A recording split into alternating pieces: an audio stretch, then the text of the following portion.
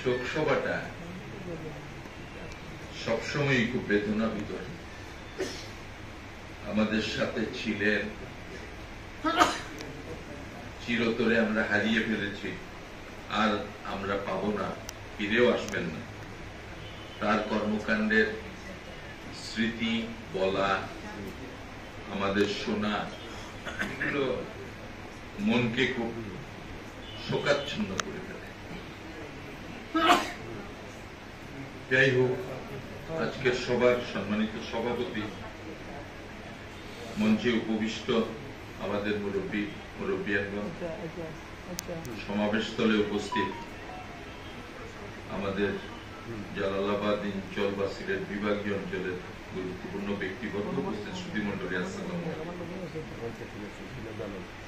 ইমাম মেহেদী চৌধুরী এনাম ভাই কুলাউড়ার সন্তান এবং শেষের দিকে এসে ঢাকায় বেশি থাকতেন। বেশ কিছুদিন অসুস্থ ছিলেন এবং আমাদের জালালাবাদ অ্যাসোসিয়েশন বা সিলেটের আঞ্চলিক সংগঠন, এগুলোর সাথে খুব সম্পৃক্ত একজন মানুষ ছিলেন। এইসব কর্মতৎপরতা ওনাকে এত উৎসাহিত করত যে এটা ওনার একটা জীবনের সাধনা হিসাবে উনি উপলব্ধি করতেন। সামাজিক কর্মতৎপরতার পাশাপাশি তার রাজনৈতিক জীবনও ছিল। তিনি বিএনপির সহযোগী সংগঠন জাতীয়তাবাদী ছাত্র দলের প্রতিষ্ঠাতা সদস্য ছিলেন। জাতীয়তাবাদী ছাত্রদল যখন ডাকসুতে নির্বাচন করে প্রথম, তখন তিনি সেই নির্বাচনে অংশগ্রহণ করেছিলেন এবং কোলাউড়াতে যখন যেতেন তিনি তার পুরনো সব বন্ধু বান্ধবদের সংবাদ দিতেন, অনেকক্ষণ তাদের সাথে কাটাতেন, একটা জম্পেশ আড্ডা হতো তাদের বাসায়। সবসময় মানুষের কল্যাণটার কথা ভাবতেন, যেভাবে যে কোনো মানুষ তার সান্নিধ্যে আসলে তার সুবিধা অসুবিধার কথা বললে এনাম ভাই মনটা খুব বিগলিত হয়ে যেত। আজকে চলে গেছেন উনি মহান আল্লাহ তাআলার ডাকে।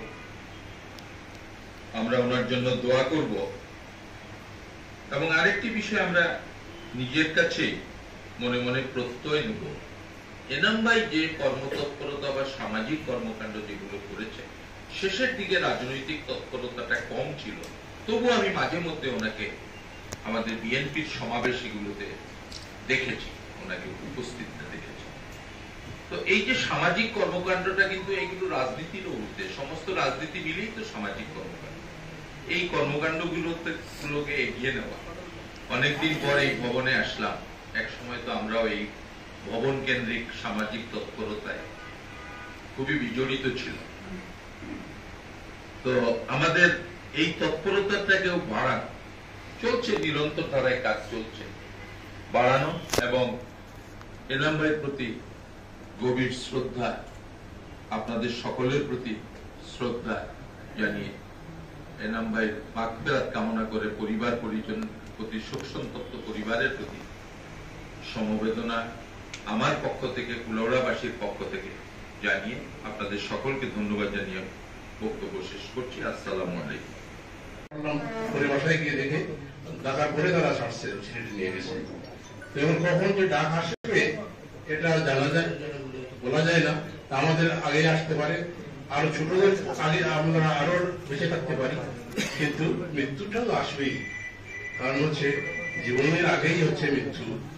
বলা হচ্ছে যে খালাকনাল মাউতা ওয়াল হায়াতা লিয়াবলুয়াকুম আইয়ুকুম আহসানু আমালা।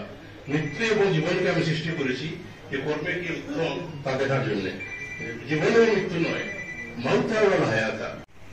এই দাবিটা উত্থাপন করেন, তখন বিভাগ প্রতিষ্ঠার লক্ষ্যে যে সামাজিক সংগঠনটি প্রতিষ্ঠা করেছিলেন, এখানে আবুল সাহেব আছেন, উনার নেতৃত্বে ওয়াইসুর রহমান চৌধুরী ওনার সাথে ছিলেন। সেই বিভাগ আন্দোলনে তখন আমরা ইমাম মেহেদী চৌধুরী খুব সোচ্চার